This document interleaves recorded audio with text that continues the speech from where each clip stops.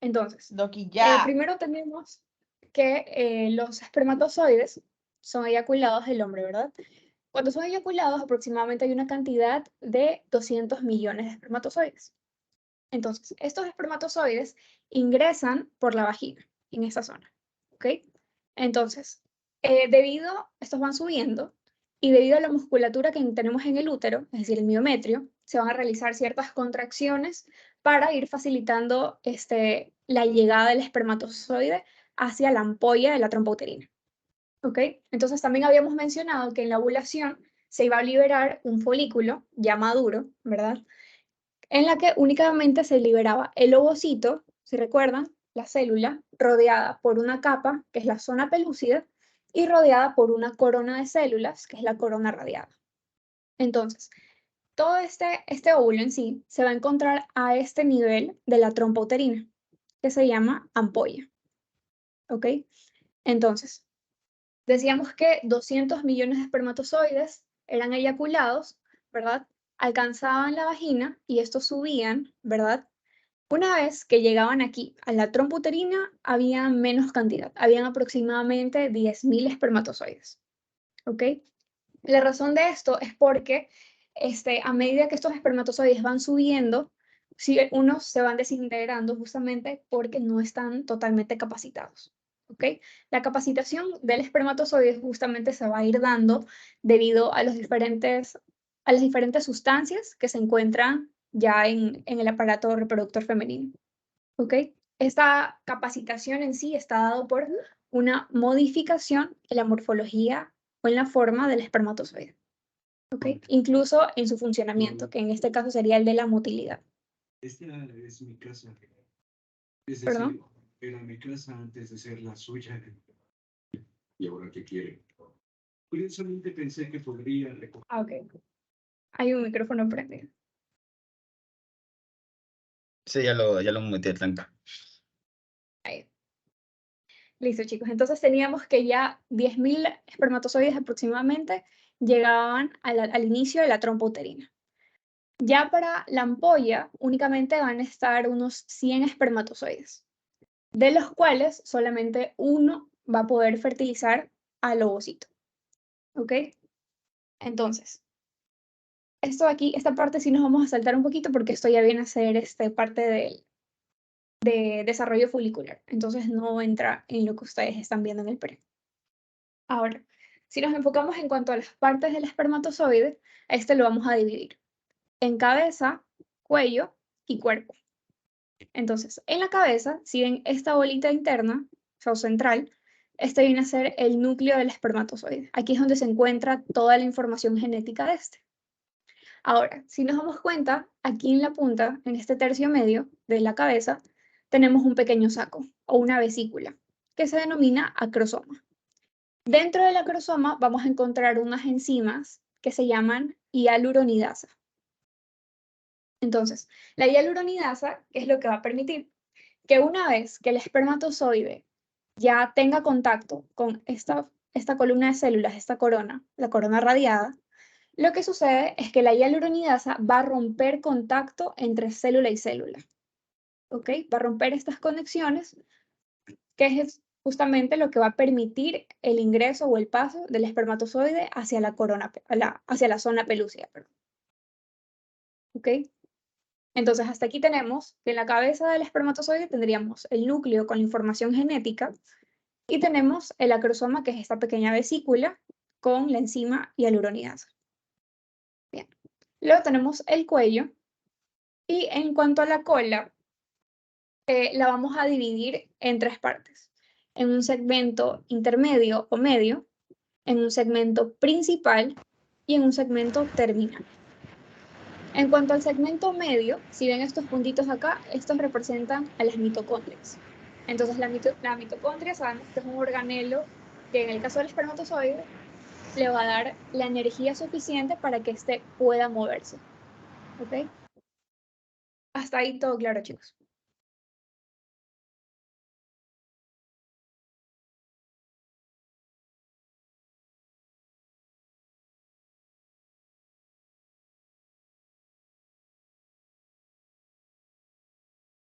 Disculpa, ¿qué era lo que daba la energía suficiente? No logré escuchar eso de ahí.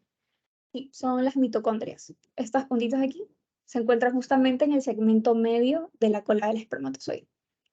Básicamente se encargan de producir ATP, que es el adenosintrifosfato, que va a proporcionarle energía al espermatozoide. Energía para que pueda mover su cola, por lo tanto, llegar hacia el lugar de la ampolla de la trompa y fecundar al óvulo. Gracias. Listo. Bien, chicos. En cuanto a las partes del ovocito secundario, es decir, el óvulo ya maduro, tendríamos toda la célula, que viene a ser el núcleo, esto de aquí, y el citoplasma alrededor. Entonces tendríamos el citoplasma, el núcleo, la membrana de esta célula, ¿verdad? Luego tendríamos a la zona pelúcida, que es esta pequeña capa de acá, y la corona radiada. ¿Ok? Otro dato, chicos, es que una vez que hay contacto entre el espermatozoide y la zona pelúcida, es que se va a producir otra enzima. Bueno, se producen diferentes, una de estas es la ZP4, que lo que hace es que básicamente sirve como un tipo de bloqueador. Es decir, que el espermatozoide entra en contacto con la zona pelúcida y esta es como que se crea una barrera para que otros espermatozoides no logren entrar y fecundar. ¿Ok? Sin embargo, hay ciertas fallas. Perdón que te Sí. interrumpa. ¿Cómo se llama? La ZP. Sí, la ZP4 es una de las enzimas. ¿Sí? Listo, gracias. Entonces, por ejemplo, un caso es la dispermia, en la que justamente por fallas, en la que no se llega a producir esta enzima, pueden llegar incluso hasta 2 espermatozoides a fecundar este óvulo.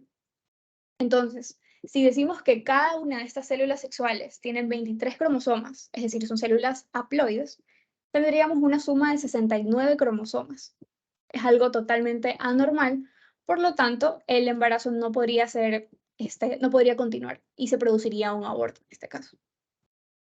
¿Ok? Ahora sí, entrando a la fecundación, tenemos, como les estaba comentando, las células sexuales, a diferencia de las células somáticas son todas las que tenemos en nuestro cuerpo. Las células somáticas tienen un total de 46 cromosomas cada una.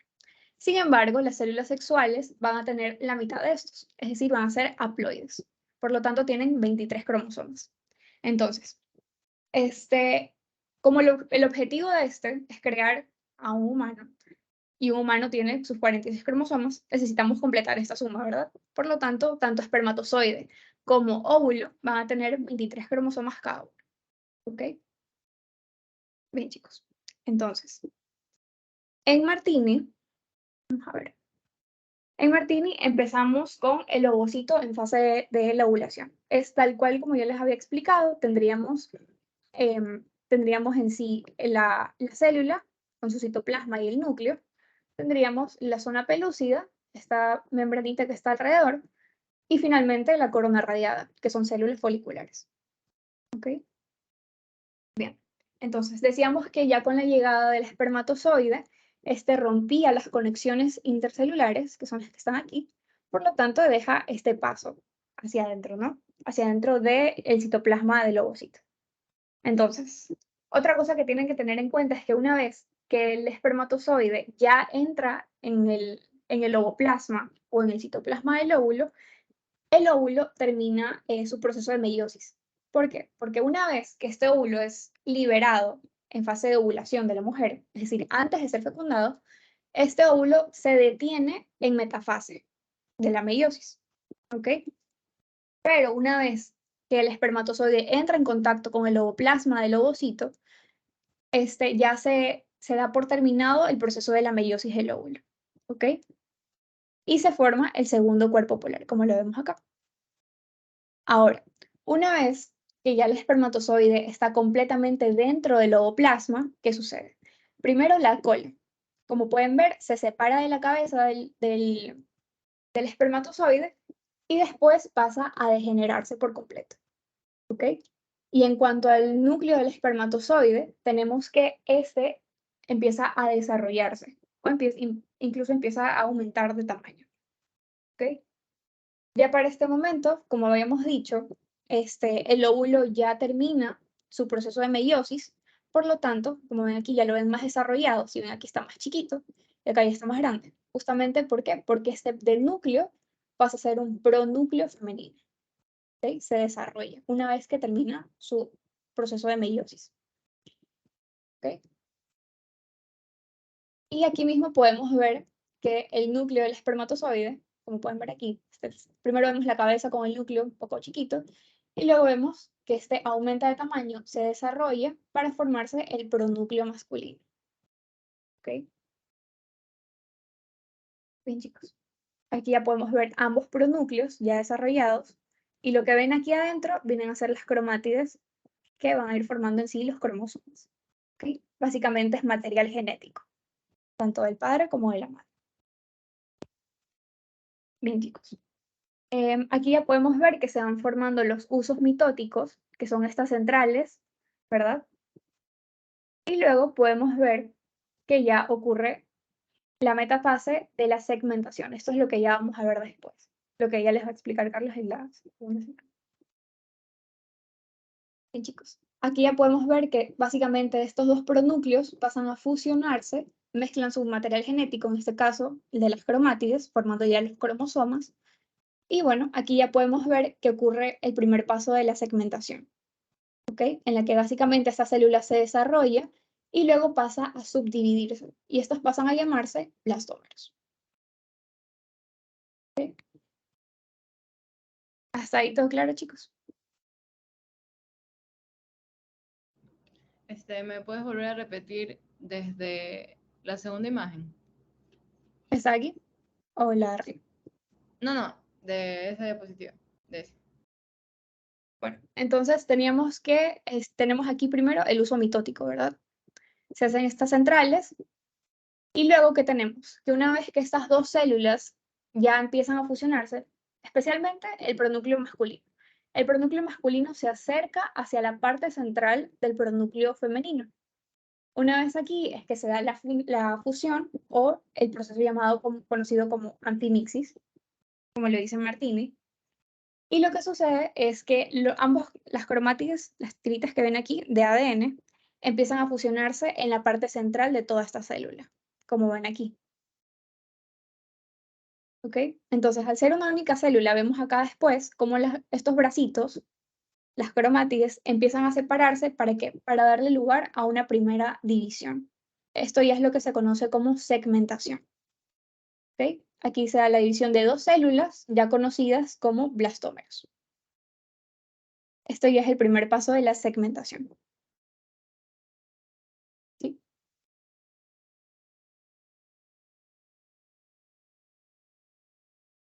¿Sí quedó claro?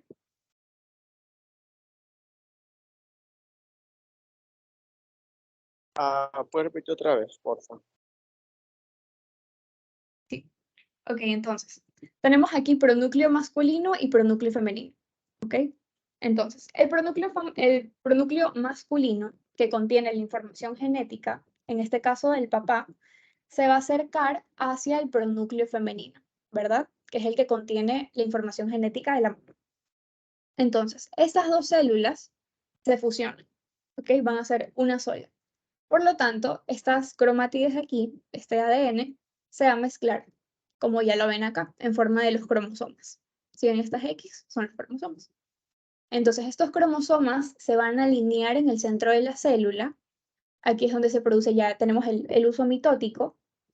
Y luego lo que vamos a ver es que vamos a suponer que estos aquí son dos personitas. Tenemos una persona y aquí tenemos otra persona. Y aquí tenemos cuerdas. Entonces, cada personita va a jalar sus cuerdas, por lo tanto va a arrastrar parte de estos cromosomas, como ya vemos acá.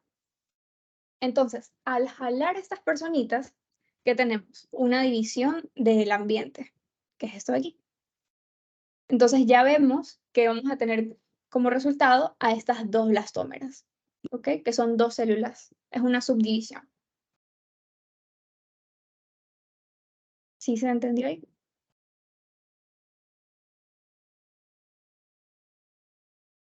Sí. Perfecto, chicos. Entonces, si no hay más preguntas, aquí le damos el paso a Carlos para que ya vean los siguientes temas.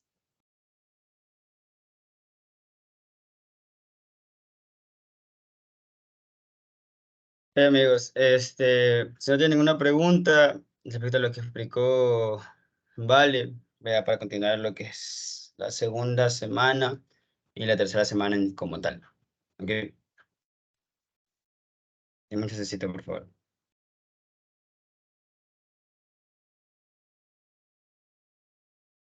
Ya. A ver.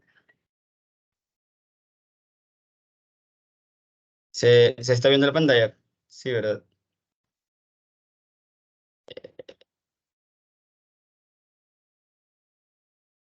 Vale, se está viendo, sí. Sí, sí, se ve. Ya. Esta ya está para porque es la que explicaré solo ahorita para la segmentación. De nuevo vamos a la segunda semana como tal. Solo para contar algunas cositas que me di cuenta que están preguntando. Cuando no ocurre un proceso, cuando no ocurre el debido cierre ya de la membrana del ovocito, va a ocurrir lo que es la polispermia, que es cuando dos o más espermatozoides entran al ovocito, fecundarlo. Una pregunta que le hicieron a unas personas para que sepan, digamos que es el ovocito. Cuando entran dos espermatozoides a fecundarlo y entran los dos y se meten aquí mismo, ¿qué es lo que vamos a tener? Ya sabemos que el ovocito tiene aquí 23. Aquí sabemos que un espermatozoide tiene 23 y aquí sabemos que también que un otro espermatozoide tiene 23. Cuando llegan dos espermatozoides, a esto se lo va a llamar dispermia. Dispermia, ¿ok? Dispermia. Dis de dos, ¿ok? Coño, no veo el cursor, de dos, ¿ok? ¿Y qué es lo que vamos a tener? Vamos a tener que, va a haber uno, dos y tres, va a haber un cigoto con un número, triple de cromosomas, ¿ok? Cuando hay más de dos, no veo el cursor, ya, cuando hay más de dos espermatozoides, o sea, cuando digamos que son tres o cuatro o cinco, ahí es cuando se forman la polispermia, poli de muchos, espermia ya espermatozoide, ¿ok? Entonces, esas son, digamos que una de las alteraciones que pueden pasar debido a que no se cierre de inmediato o hay algún fallo en el cierre de la membrana del ovocito para que los espermatozoides no lo terminen de fecundar, ¿ok? Como yo les expliqué, lo que es génesis te va a colaborar en lo que es una rama clínica. Entonces, tanto en todo lo que vamos a estudiar de génesis van a tener que, por así decirlo, deducir ciertas cosas y verle el lado en el que si no pasa esto correctamente va a llegar algo, va a pasar algo malo o va a pasar alguna alteración en todo el proceso de la vida como tal. Entonces, ¿qué pasa si el ovocito no cierra completamente y no deja pasar a más personas? ¿Qué pasa si una mujer no se cierra solamente a su novio, un hombre no se cierra solamente no solamente se cierra a su novio? Va a serle infiel, entonces va a permitir que entren más cosas, vánselo así. Entonces, el ovocito no se cierra a las demás personas, va a permitir que entren más. Entonces, si entran dos, es dispermia. Si entran más de dos, es polispermia. ¿Ok? Y obviamente el cigoto, que es el huevo, el producto, ya que el cigoto es el resultado de cuando se unen los dos pronúcleos, a eso se denomina anfixis, algo así dice el, el Martínez, creo que es el Saladín, en el Moore lo dice de otra forma, ok, este, cuando pasa eso, obviamente el cigoto, que es el resultado, va a estar con un número anormal de cromosomas, ok. Ya, solamente eso. No sé si se quedó claro eso. Dispermia 2 espermatozoides que entran, polispermia más espermatozoides. ¿Ok? ¿Sí se quedó claro eso, amigos?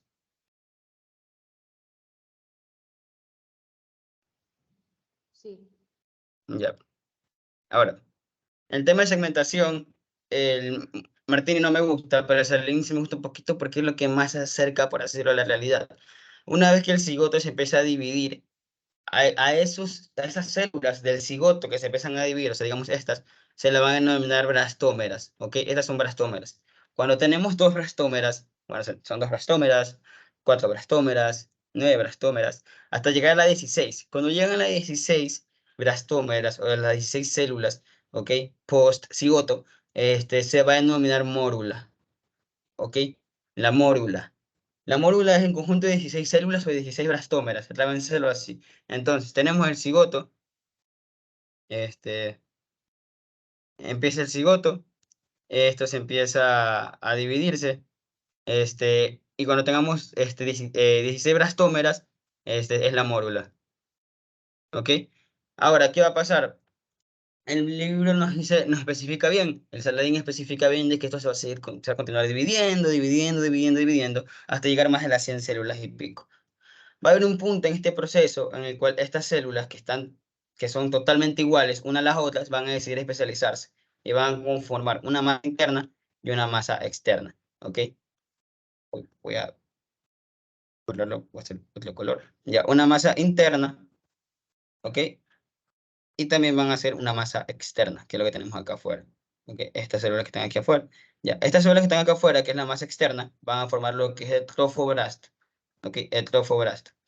Cuando ustedes escuchen trofoblasto, voy a TV nomás, trofoblasto, quiero que ustedes lo asimilen a que es el lugar donde va a estar la placenta en un futuro.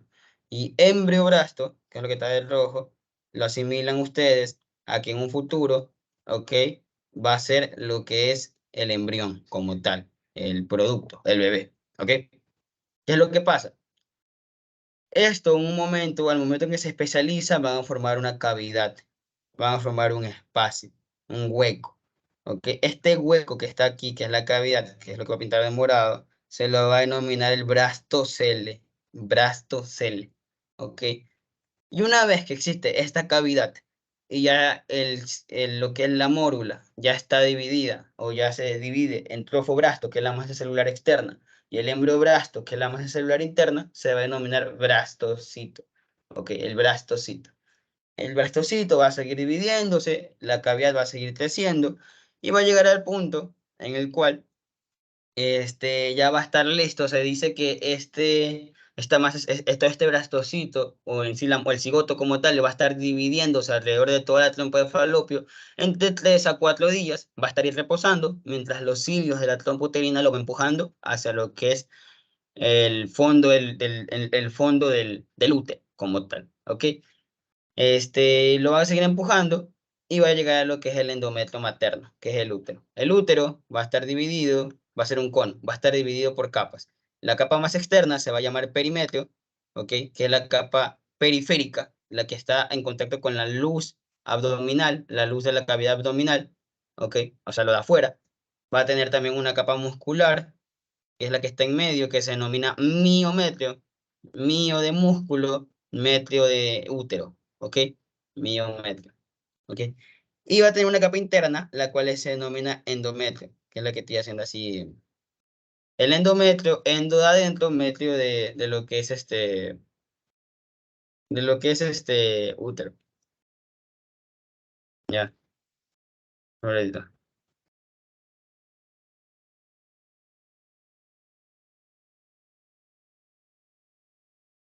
Ya. Asimismo se va a implantar el blastocito se va a implantar dentro del endometrio, ¿ok?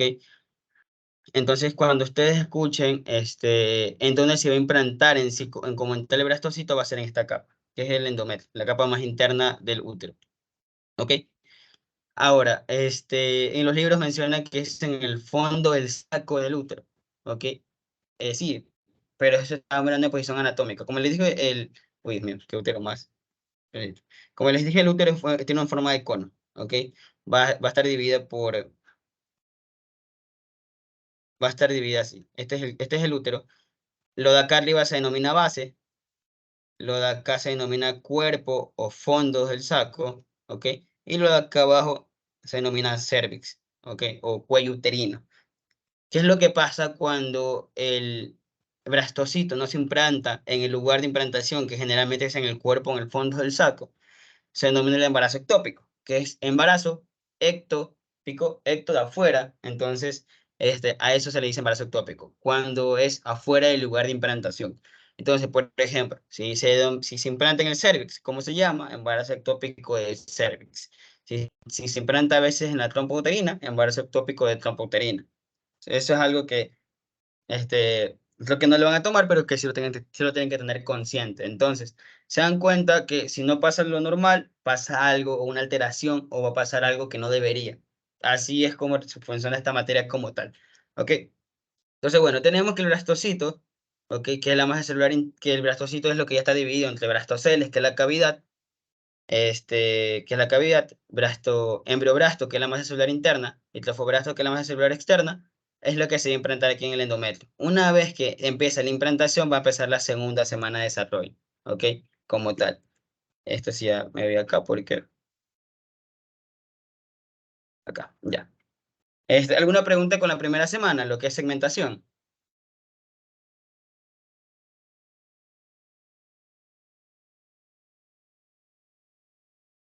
Sí, no, sí.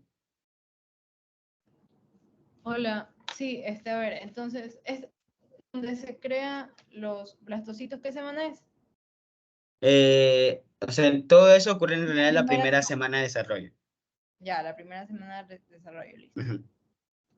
Que es una vez, el libro creo que dice 32 horas después de la fecundación, cuando se forma el cigoto, empieza a dividirse celularmente. El cigoto es el producto de la fusión de los dos pronúcleos, ¿ok?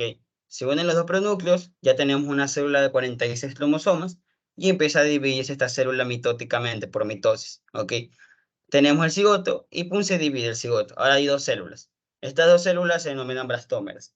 Y estas dos células se dividen ahora en cuatro. Ahora tenemos cuatro blastómeras. Las cuatro ahora se dividen en ocho. Ahora tenemos ocho blastómeras. Así se van dividiendo una tras otra, una tras otra, una tras otra, hasta tener 16 células. Cuando tenemos 16 células se denomina mórula.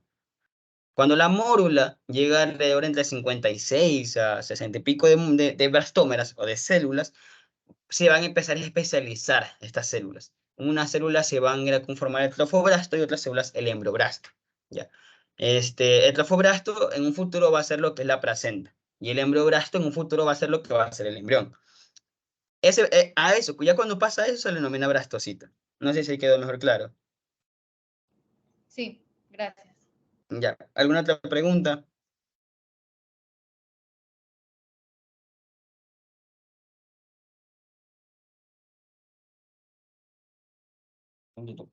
Ya. Si no hay otra pregunta, vamos a la segunda semana. Ya.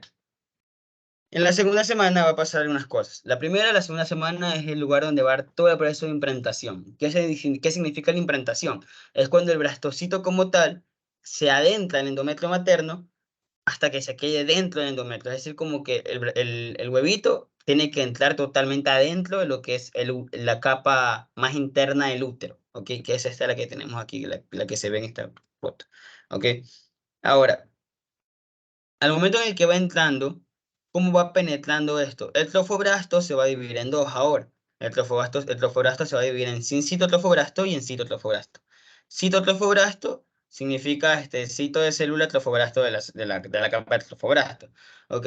Entonces se dan cuenta que el trofobrasto se ve claramente cómo se ven las células, sus divisiones celulares. Se ve claramente sus uniones y cuántas células tiene. Mientras que el cincito, que es lo que está acá afuera, no se ve eso. ¿Por qué? Porque, como dice el nombre, sin sitio, sin células del trofobrasto. ¿Por qué sin células del trofobrasto? Porque lo que pasa es que cuando se va entrando el citotrofobrasto, empieza a mandar órdenes, empieza como que a ser tu jefe y empieza a decirle a las células del citotrofobrasto mismo que vayan y se metan adentro del endometrio. Cuando este citotrofobrasto manda las células para que se metan adentro del endometrio, para que esto se pueda implantar, estas células se van a morir y van a sufrir de apoptosis celular, ¿ya? Y por eso es que pierde toda su capacidad morfológica, solamente se quedan con los núcleos, ¿ok?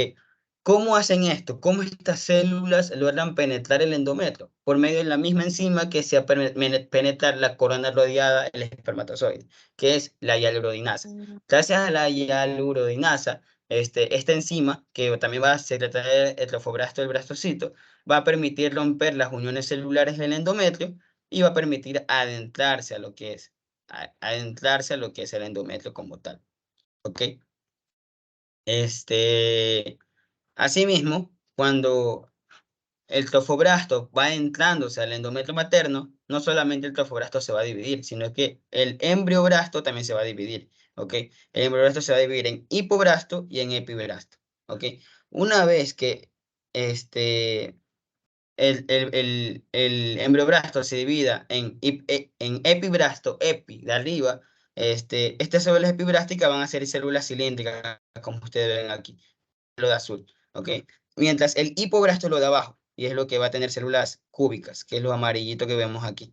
Una vez que se haya en esta doble división del embriobrasto, a esto se lo va a denominar el disco bilaminar, ¿ok? Disco bilaminar. ¿Por qué disco bilaminar? Bi de dos, laminar de lámina, es decir, capas. Va a haber dos capas de células.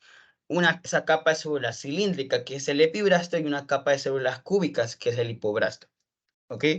¿Sí quedó claro ahí? Sí. Ya.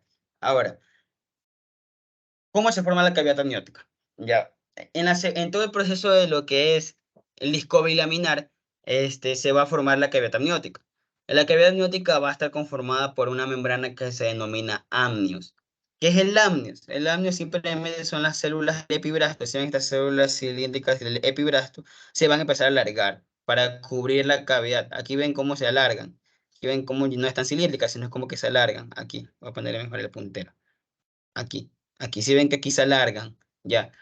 Así se forma el amnios. El amnios es literalmente el alargamiento de las células del epibrasto. ¿Ok? Es el alargamiento de las células epibrásticas para formar una cavidad, la cual es la cavidad amniótica, la cual va a estar conformada por líquido amniótico. El líquido amniótico va a cumplir ciertas funciones de protección, de mantenimiento de la temperatura corporal, también de ser un líquido que va a permitir amortiguar algunos roces del embrión en un futuro. Y también la cavidad amniótica a término va a guardar entre 700 a 1000 centímetros cúbicos, me parece que centímetros cúbicos, mililitros, lo que es centímetros cúbicos, de líquido amniótico en la cavidad amniótica, ¿ok? Así se forma el amnios. Y ahí vamos a ver la primera membrana que dice el libro que forma alrededor, ¿ok? ¿Sí quedó claro eso? No, ¿lo puedes repetir una vez más, por favor? Ya. Las células del epibrasto, ya, que es esta capa celular que está aquí, van a sufrir un proceso de alargamiento, ¿ok? Este proceso de alargamiento, ¿por qué lo hacen? Para crear una cavidad, para crear un espacio. Si ves que aquí adentro hay un espacio, a esto se le denomina la cavidad amniótica. En la cavidad amniótica es lo que en un futuro va a estar lleno de líquido amniótico. ¿Y el líquido amniótico para qué sirve? Te va a ayudar para el mantenimiento de la temperatura corporal del bebé, para la protección, también para el amortiguamiento de algunos roces del embrión en un futuro. Asimismo, también va a servir en un futuro va a servir como una especie de nutrición para el embrión. Eso es más adelante. Y se dice que la cavidad amniótica a término, o sea, cuando ya esté finish, va a guardar entre 700 a 1000 centímetros cúbicos, me parece. No sé si centímetros cúbicos mililitros de líquido amniótico, de 700 a 1000, ¿ok? Eso es importantísimo, ¿ya? ¿Sí se quedó claro ahí? Sí, está bien. Ya. En otras palabras, el amnios es literalmente el alargamiento de las células epibrásticas. ¿Cómo se forma el amnios? El amnios se forma debido a que estas células del epibrasto empiezan a alargarse para cubrir una cavidad, que es esta la que tenemos aquí en medio. ¿Ok? Así se forma el amnios como tal. Ahora, el libro menciona algo también importantísimo, ¿ok? Que es lo que está aquí. Si ustedes se dan cuenta, si ven que ahora cada vez que pasan los días, el brastocito va entrando, o sea, se va metiendo ya en el endometrio. O sea, digamos que ya se metió completamente. No es necesario que se aprenda en el día porque en su libro no menciona el día en que entra como tal. Pero sí hay algo que sí menciona es importantísimo. Se dan cuenta que ahora el brastocito está dentro del endometrio, ¿ya? Y ahora como está dentro del endometrio, si ven que el citotrofobrasto es como que si fuera solo una capita chiquita, una sola capa. Mientras el sincito, obviamente, como es lo que cubre todo lo de afuera, es mucho más grande, ¿ya? Debido a que el citotrofobrasto manda a las células a que sigan penetrando el endometrio para que el blastocito siga implantando, siga adentrándose al endometrio, se siga metiendo dentro del útero, ¿ya? ¿Qué es lo que pasa? El sincito trofobrasto, el libro menciona como que el trofobrasto como tal, ¿ya? Si yo digo el sincito trofobrasto, obviamente el sincito trofobrasto va a formar parte del trofobrasto, entonces sí es lo mismo, ¿ok? Es como para que se la correlacionen así. Entonces, el sincito trofobrasto va a haber un punto en el que va a tocar las glándulas endometriales. ¿Ok? Estas glándulas endometriales van a estar cargadas de leche uterina. ¿Ok? La leche uterina en otras bibliografías usted la van a encontrar como esta secreción de glándulas, de las glándulas endometriales, o sea, las glándulas uterinas. ¿Ok? ¿De qué está cargada esta leche uterina? Va a estar cargada de glucolípidos, de glucógenos y de algunas proteínas, las cuales le van a servir como nutrición para el blastocito como tal, porque en este momento el blastocito no tiene un cordón umbilical que le provea estos nutrientes, necesita sacarlos de algún lugar. ¿Y dónde los saca? Gracias a las glándulas endometriales como tal, o las glándulas uterinas. ¿Ok? Estas glándulas uterinas, estas glándulas endometriales van a secretar leche uterina, la cual va a estar cargada, no repito, de glucolípidos, de glucógenos, de proteínas y algunos otros nutrientes más que van a permitir alimentar al blastocito para que este se siga desarrollando. Ahora, el momento en el que el cincito trofoblasto, esta capa verde, toca estas células endometriales, va a liberar una hormona, que es si me sé bien las siglas, la SSH o la SCH, o no sé si es la SHC, que es la hormona gonadotropina coriónica, ¿ok? O la coriónica humana también se le dice. Esta es la hormona del embarazo. Esta es la hormona en el que te sale a una mujer en el test de sangre, y cuando está muy elevada esta hormona que tiene un embarazo. Pero ¿cuál es lo más importante de esto? Esta hormona que el SSH va a bloquear la actividad de los ovarios, lo cual va a permitir que la mujer no pueda ovular de nuevo mientras esté en el embarazo, ¿ok? Pero no solo eso, sino es que también va a ayudar a avisar a una estructura que es el cuerpo lúteo, y este cuerpo lúteo va a secretar otras hormonas y va a secretar proteínas que ahora le van a alimentar también como tal al blastocito, a este blastocito. O sea, me explico. Digamos que el blastocito entra al endometrio, ¿ok? Entonces, ¿qué es lo que pasa? El cuerpo de la mujer es tan inteligente que ya antes de que entre el blastocito, esa glándula endometrial ya tiene lleno todo el tejido de esos lípidos y nutrientes para que el blastocito cuando entre se lo vaya comiendo. Pero ¿qué es lo que pasa? No es que la mujer va a secretar por siempre esas proteínas, o sea, esas glándulas endometriales no van a ser secretadas por siempre, no van a ser secretadas así hasta que el bebé, por así decirlo, se siga creciendo, o sea, el blastocito siga creciendo. No, va a secretar una cantidad, lo va a tener en el endometrio por si acaso, y va a tener que esperar un mensajero, va a tener que esperar un mensaje que diga, sigue produciendo porque tienes ahí adentro algo, ¿ya? ¿Cuál es ese mensaje? El blastocito. El blastocito cuando entra, el sincito trofoblasto va a tocar una de estas glándulas y va a mandar esa hormona. Esa hormona va a viajar por todo el torrente sanguíneo y va a llegar hacia lo que es el cuerpo lúteo. El cuerpo lúteo va a recibir ese mensaje y va a decir, ok, tienes a un blastocito adentro, tienes a un posible futuro bebé dentro, entonces voy a hacer trabajar a las glándulas. Entonces ahí es cuando las glándulas siguen y siguen y siguen trabajando porque recibieron el mensaje de que tienes algo adentro. Entonces tengo que seguir llevando proteínas, tengo que seguir dando lípidos, tengo que seguir dando nutrientes para que siga creciendo. Entonces ese es el ciclo que pasa respecto a la SHC, que es o la SSH, que es la hormona coriónica humana, que lo menciona el libro y sí es importante que sepan. Entonces, ¿quién se trata el SSHC? El cincito trofoblasto. Que el cincito trofoblasto es igual a trofoblasto, por si acaso, ¿ya? Porque el cincito trofoblasto deriva del trofoblasto, ¿ok? ¿Y qué es lo que hace esta hormona? Avisarle a las glándulas endometriales que sigan secretando leche uterina para seguir alimentando el blastocito, ¿ok? ¿Sí quedó claro eso?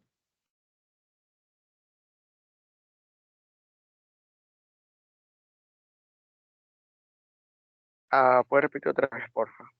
Ya.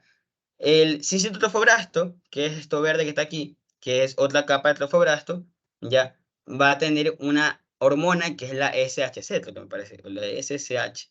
No me acuerdo bien, pero es la hormona coriónica humana, ¿ok? Esta hormona coriónica humana, ya, va a ser la encargada de ser digamos, la hormona del embarazo, ya. ¿Qué es lo que pasa? La mujer como tal ya está preparada para recibir un blastocito. O sea, ya está como que preparada. O sea, la mujer no espera que primero ocurra la fecundación. La mujer ya tiene preparado el terreno para que si entre el blastocito, este tenga los nutrientes. ¿Ok? ¿Qué es lo que pasa? La mujer no va, la mujer tampoco va a estar secretando proteínas, lípidos y nutrientes a todo el endometrio por las glándulas endometriales, a lo loco. O sea, va a secretar una cierta cantidad, de leche uterina en el endometrio, ¿ok? Que está llena de lípidos, está lleno de glucógeno, está lleno de glucolípidos, de nutrientes, pero va a secretar una cierta cantidad y va a parar de secretar esa cantidad, ¿ok? ¿Qué es lo que pasa? Una vez que el blastocito se implanta, o sea, se adentra a lo que es el útero, este sincito trofoblasto va a tocar unas glándulas cervicales, pero unas glándulas endometriales o unas glándulas uterinas. Cuando el sincito trofoblasto toca a una de estas glándulas, va a liberar la hormona gonadotropina coriónica humana. Ya, esta hormona va a servir como un mensajero, va a servir como un mensaje que le va a llegar al cuerpo lúteo, el cual va a estar esperando este mensaje. Cuando el cuerpo lúteo reciba este mensaje, ¿qué es lo que va a hacer? Va a empezar a decirle a estas glándulas, ¿sabes qué? Me llegó el mensaje si estás embarazada, así que necesito que sigas secretando leche uterina para seguir alimentando el blastocito. Entonces va a seguir secretando leche uterina, va a seguir secretando, y ese es el ciclo en sí lo importante de la SHC que te menciona el libro, de la hormona coriónica humana, ¿ok? Va a ayudar a ese ciclo como tal, ¿ok? No sé si me expliqué ahí mejor.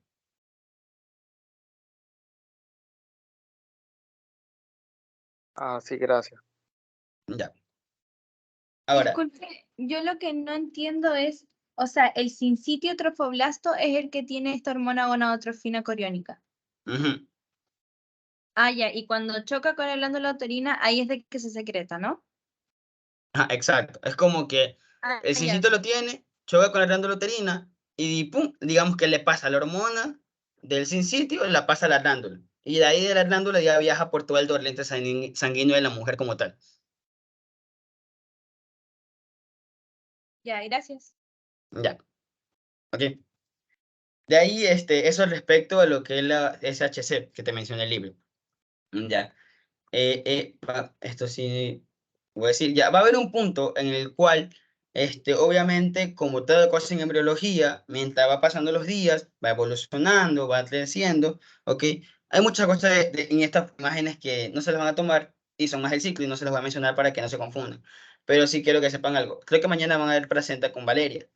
Entonces, la placenta va a haber un punto en el que van a escuchar la palabra corion. Entonces, aquí les voy a explicar la otra membrana que se va a crear, que es la membrana coriónica. La membrana coriónica, o también conocido como placa coriónica, ya van a hacer gracias a esto. En algún punto existencial de la vida, porque así lo quiso Diosito, ya va a nacer o va a crearse células mesenquimatosas, células que van a estar llenas, que van a producir un tejido conjuntivo, en otras palabras, ¿ya? La cual se va a denominar mesodermo intraembrionario, pues el libro solo te lo dice como mesodermo, ¿ok? ¿Qué es lo que pasa?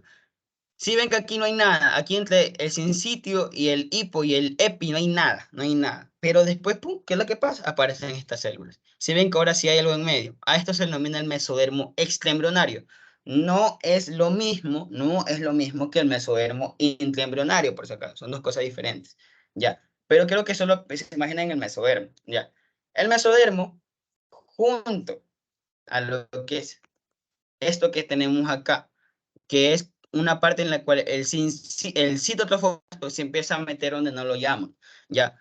Si se dan cuenta que el citotrofoblasto acá era una capa literalmente lineal, era circular, no tenía prolongaciones, pero va a haber un punto en el que hacen prolongaciones y el citotrofoblasto se adentra dentro del sincito, ¿ok? Y va a formar como unas columnas de citotrofoblasto y de sincitotrofoblasto, ¿ok? Cuando pasa esto, cuando pasa estas cosas que tenemos aquí, que serían las prolongaciones del cito en el sincito, se denominan vellosidades coriónicas. Esas son las vellosidades que también Valeria les va a explicar cuando explique placenta mañana de las vellosidades coriónicas, ¿ok? Pero lo que quiero que sepan es cómo se forma el corión como tal. El corión se le denomina al mesodermo intraembrionario que se creó antes, en combinación al sincito y al cito, eso se lo va a denominar la placa coriónica o también conocido como corión, ¿ok? El libro te dice que el corión es trofobrasto con este mesodermo. Es lo mismo, solo que acuérdense que el trofobrasto se divide en sincito y en cito, entonces a la final sigue siendo lo mismo. Entonces, así se forma la placa coriónica como tal. Se forma gracias a que aparece una capa, ¿ok? En medio, que es el mesodermo, y este mesodermo empieza, digamos, a recubrir todo, empieza a recubrir absolutamente todo. Y después, unas prolongaciones del citotrofobrasto se meten en el sincito y forman vellosidades. Entonces, la combinación de estas tres cosas, sincito, el cito y el mesodermo, va a denominar lo que es la placa coriónica, o también conocido como la membrana coriónica, o el corión como tal, ¿ok? ¿Sí quedó en claro cómo se forma el corión? O sea, sería entre el trofoblasto y la mesodermo extraembrionario, no el intraembrionario, el extra. ¿Ya? O sea, esas dos serían. Eh, ¿Puedes repetir? Sorry. O sea, que sería el trofoblasto en sí y con Ajá. el mesodermo extraembrionario. Ajá, exacto. En sí, eso es el corión, y así se forma. O sea, como tal. Eso sería todo lo que es el corium.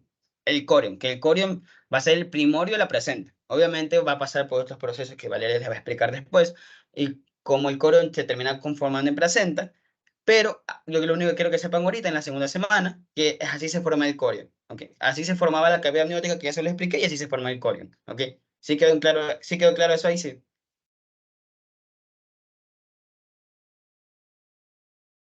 Sí. Ok, sí.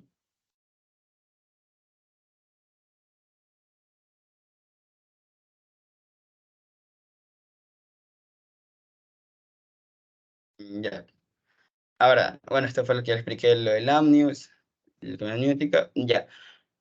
Eso con respecto a la segunda semana como tal. Obviamente pasan muchas otras cosas, pero no son ahorita tan relevantes porque no se las van a, no se dirán a tomar. Ok. Deja acordarme alguna pregunta que le hubieron. Bueno, le hicieron la pregunta del corium. Ya va. Se va acá. Ahora, en todo este proceso de segunda semana, en todo el proceso de implantación, en el cual solo tenemos al epi y al hipobrasto, se va a denominar a la estructura como un disco bilaminar, porque tiene dos láminas.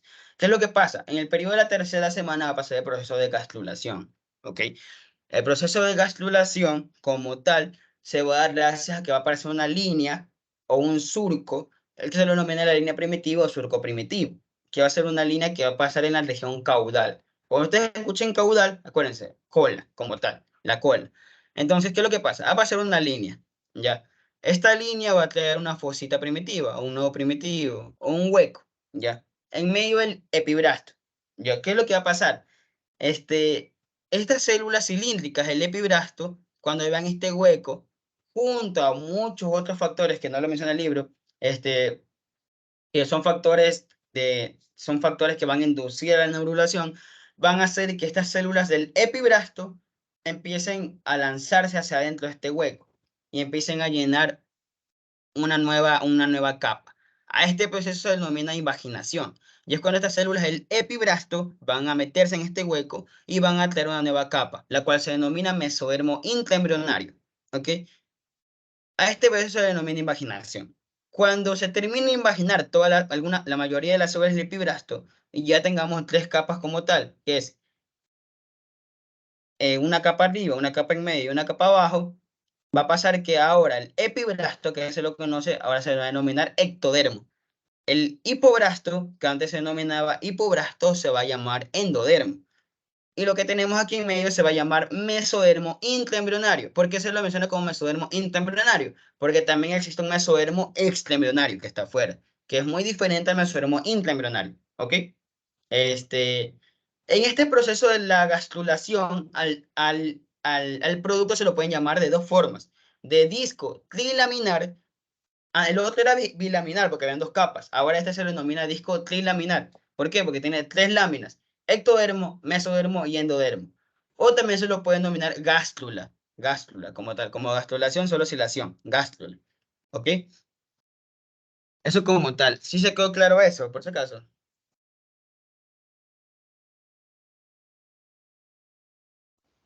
Perdón, ¿a qué era lo que se denominaba gástrula? No lo escuché. Perdón. Al producto como tal. O sea, ¿se acuerdan que eh, en la segunda semana al producto se lo puede denominar disco bilaminar también, o sea, producto, al hipobrasto y al epibrasto, disco bilaminar? Ahora, cuando tengamos ectodermo, mesodermo y endodermo, podemos denominarlo de dos formas. O se le puede llamar gástrula o se le puede llamar disco trilaminar, o sea, de tres láminas. ¿Ok? Ok, gracias.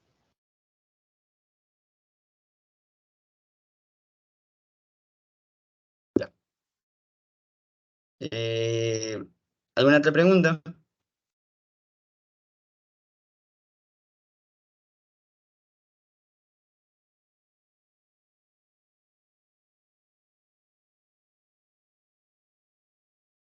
Ok. Ahora, este, durante la tercera semana, esto no te lo menciona el libro, pero va a aparecer una estructura, la cual se denomina notocorda, ¿ok?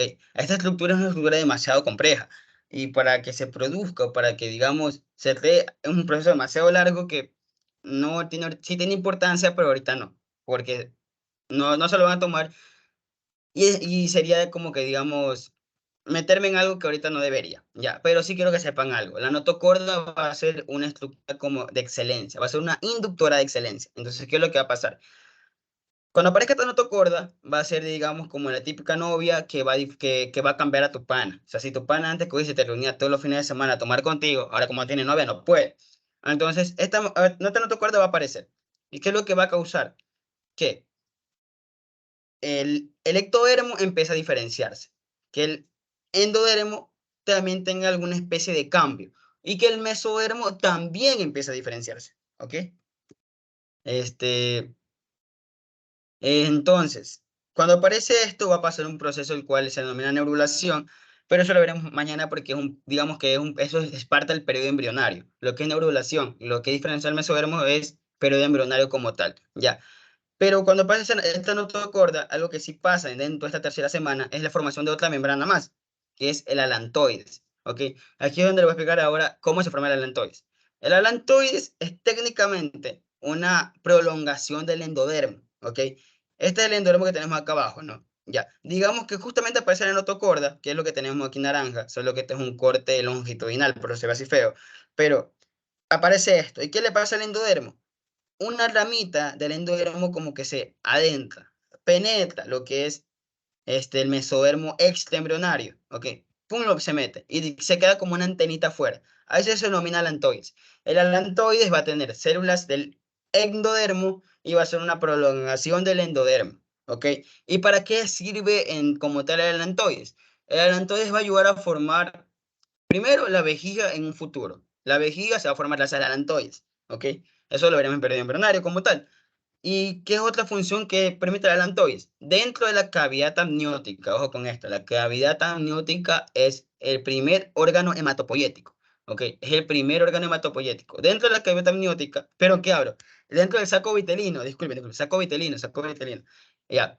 El saco vitelino es el primer órgano hematopoyético y dentro del saco vitelino va a haber un sinfín de células pluripotenciales, es decir, células las cuales se van a lograr diferenciar en un futuro a células sanguíneas o células que vayan a crear vasos sanguíneos. ¿Qué es lo que pasa? Como el alantoides es una prolongación del endodermo y el saco vitelino va a estar compuesta por células del endodermo, cuando el alantoides se mete dentro del mesodermo como tal, ya se mete dentro del mesodermo, todo lo que tenemos acá afuera, todo esto que tenemos acá afuera, se va a llenar de las células que están aquí adentro, obviamente. Entonces, ¿qué es lo que va a ayudar a formar esto? Va a ayudar a formar, digamos, una gran red de vasos sanguíneos y una gran red de células sanguíneas que van a estar en todo el mesodermo extraembrionario. Para eso sirve el alantoides. Entonces, ¿cómo se forma el alantoides? Por una prolongación del endodermo como tal, ¿ok?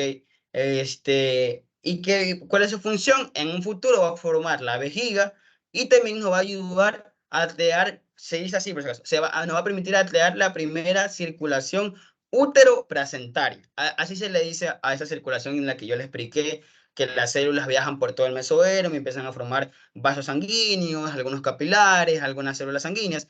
Entonces, para eso sirve el alantoides como tal. Es una prolongación del endodermo. El endodermo se coló dentro de lo que es el mesodermo y formó el alantoides, ¿ok? No sé si se quedó claro ahí la membrana del alantoides.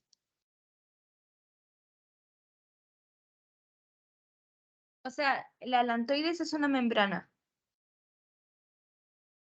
En realidad, a mí no me gustaría nombrar la membrana, pero su libro la menciona como una de las membranas que se crean en ese semestre. Entonces, tendrás que decir que sí, que es una membrana como tal. Membranas son otras. Si te das cuenta que aquí nombran a dos membranas diferentes. Membranas son otras. Y cuando ustedes están en el ciclo van a estudiar otras membranas, no van a estudiar las 4 membranas que se lo menciona el libro como tal, porque eso ustedes lo van a estudiar como estructuras muy aparte, que no son membranas, pero ahorita sí la tienen que aprender como una membrana. Y el libro te menciona que creo que son 4 membranas importantes que se estudian, que es el amnios, el alantoides, el corion, y me falta una, que creo que era el... ¿Cuál es la otra membrana que... ¿Cuál es la otra membrana que le dice el libro? Es alantoides, amnios, y el saco vitelino, ya, como tal. Ya, entonces, a mí no me gusta llamarlo alantoides una membrana, pero tienen que pensar ustedes que aquí ahorita, que es una membrana. Y así se forma esta membrana, por la prolongación de las células en el endodermo. Ya, Ya, gracias. ya. ¿Alguna pregunta acerca de lo que es la tercera semana?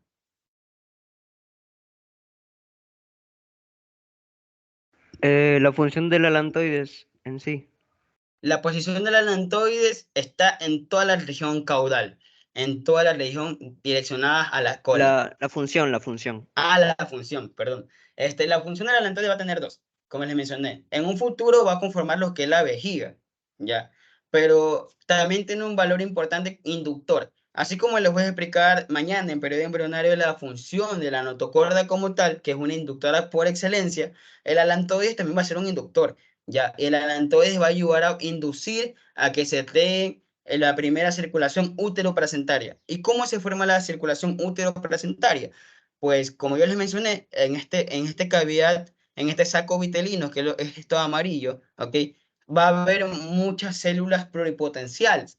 Ya por eso es que se dice que la cavidad del saco vitelino va a ser el primer órgano hematopoyético. ¿Qué pasa con el alantoides? ¿Qué tiene que ver? Ya, como yo les mencioné, el alantoides iba a ser una prolongación del endodermo, es decir, se va a meter al mesodermo. Cuando el alantoides se mete al mesodermo, o sea, se cola dentro de este mesodermo, no solamente se va a meter el alantoides como tal, sino que también va a meter a las células que tiene como tal. Y si en el saco vitelino estas células se meten al mesodermo, va a empezar a pragarse por todo el mesodermo, ¿ok? Lo cual va a formar vasos sanguíneos, va a formar lo que es células sanguíneas y va a formar lo que es la primera circulación uteroplacentaria como tal. Gracias, ¿cómo se forman en sí entonces, por así decirlo, todas esas arterias y venas del cordón umbilical? Se va a formar gracias a la imaginación del alantoides, por ejemplo. Porque si no se imaginara el alantoides, si no se metiera el alantoides, en el mesodermo nunca habría ningún vaso capilar, no habrían células sanguíneas, no habrían vasos sanguíneos y no se podría formar esa circulación que hay entre la placenta y el embrión como tal. Por eso se dice que es la primera comunicación útero-placentaria. ¿Ok?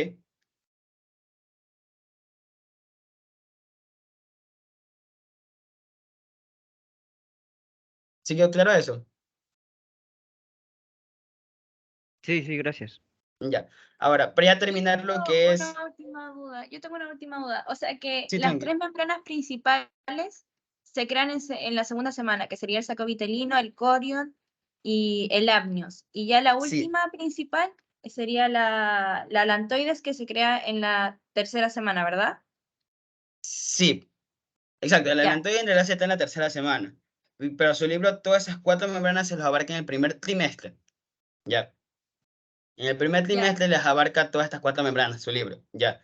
Eh, Quiero que sepan algo. Vamos a hacer un poquito de matemáticas aquí. Ya. El primer trimestre son los 3 primeros meses, ¿no? Ok. Entonces, primer trimestre son los 3 primeros meses. Los 3 primeros meses, dentro de estos 3 primeros meses vamos a encontrar la primera semana, también va a estar la segunda semana, también va a estar la tercera semana.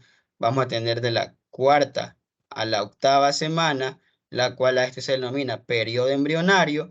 Y vamos a tener también de la octava al nacimiento, también se denomina periodo fetal. El Saladín también te lo divide así. O sea, el Saladín por eso me gusta un poquito más que el Martini. Ya. ¿Qué es lo que pasa? En el primer trimestre, como son 3 meses, obviamente no vamos a abarcar todo el periodo fetal. Va a abarcar justamente hasta la semana 12. Y sí es verdad que justamente por este periodo de acá, no hay muchos cambios. Por eso en el primer trimestre se dice que es nomás el periodo de la organogénesis, porque vamos a tener todo el periodo embrionario como tal. Y en este periodo que veremos mañana, veremos que en este periodo como tal es donde se va a formar todos los órganos, es donde se va a formar todos los órganos, todo el sistema de órganos, que es lo cual se denomina organogénesis. Mientras que en el periodo fetal que es lo que un poquito normal el periodo fetal, porque ya te digo, es de la semana 8, finales de la 8, comienza la 9ª, hasta el nacimiento es periodo fetal. ¿Y qué es lo que pasa en el periodo fetal? En el periodo fetal no se va a crear nuevos órganos, no se va a crear algo nuevo, sino que estos se van a empezar a madurar. Por eso que el libro te menciona, primer trimestre, organogénesis.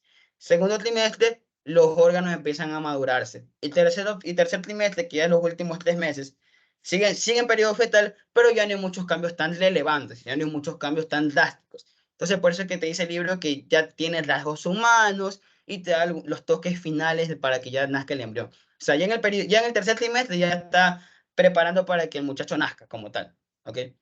¿Sí quedó claro eso ahí? Sí, o sea, de que el primer trimestre comprende las 3 primeras semanas junto a Ujú. parte del periodo embrionario. Y ya después viene el periodo fetal, que ahí va a ser los otros 2 trimestres que faltan, ¿verdad? Sí y no, porque en el primer trimestre abarca todo el periodo embrional, sí lo abarca totalmente todo.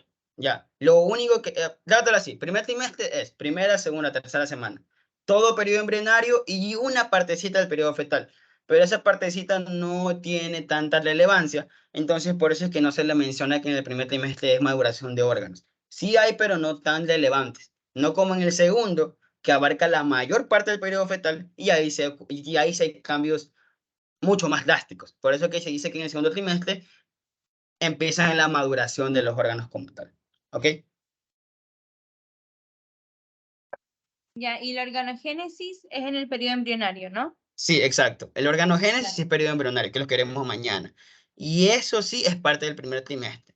Ahora, me centré en explicarle las 4 membranas principales que le menciona el libro, que se forman, que sería el cavidad amniótica, saco vitelino, alantoides y el corium. Pero ahorita que me acuerdo, no les expliqué cómo se forma el saco vitelino.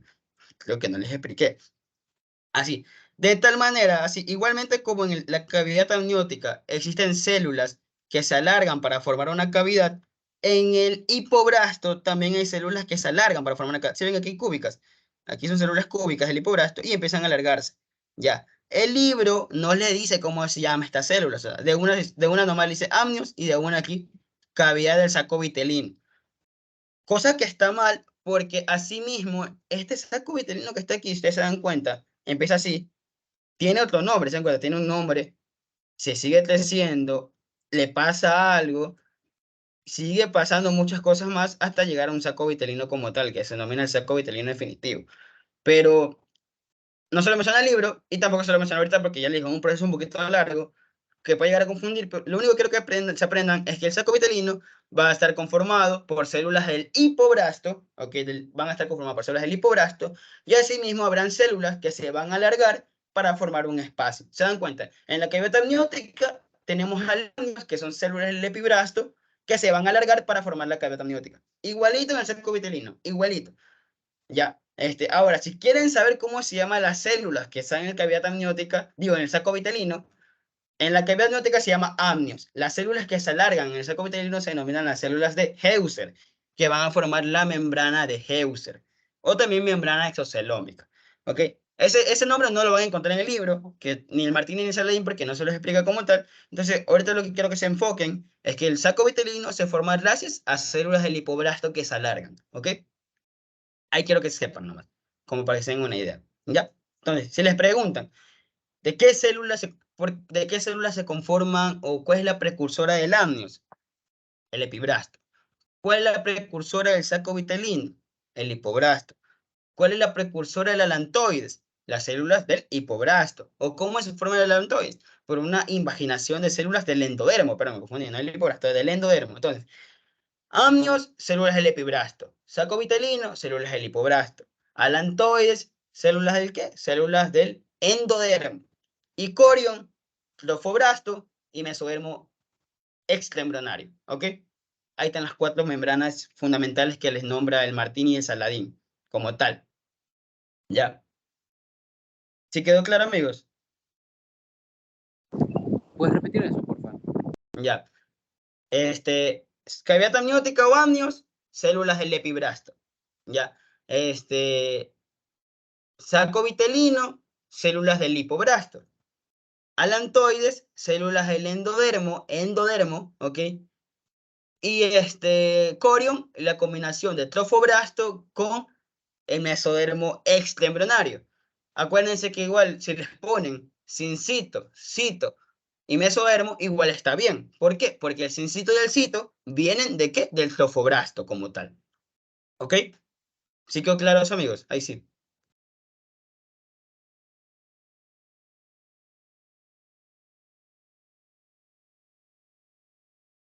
Sí. Ya. No tengo ninguna pregunta, amigos. O sea, esto fue, intenté, digamos, hoy día ir paso a paso, desglosar cada semana para que mañana ya veamos periodo embrionario como tal, ¿ok? Y así nos enfoquemos también más en periodo embrionario, para no hacerlo tan larga la clase y para que también, digamos, se pueda entender mejor.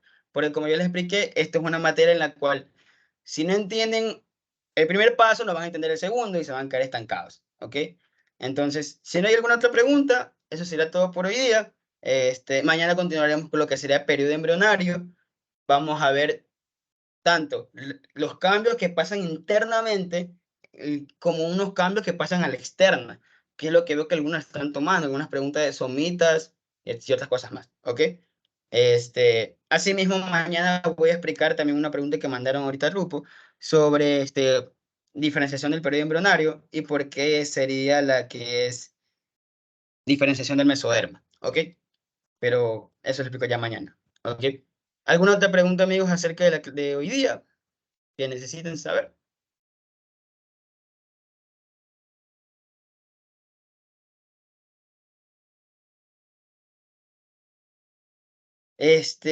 Ya, esa pregunta que está ahí, aunque yo me acuerdo que lo mencionó en lo que es las opciones, decía primer semestre, segundo semestre, tercer semestre, y también una opción de que decía, uy, espera un ratito.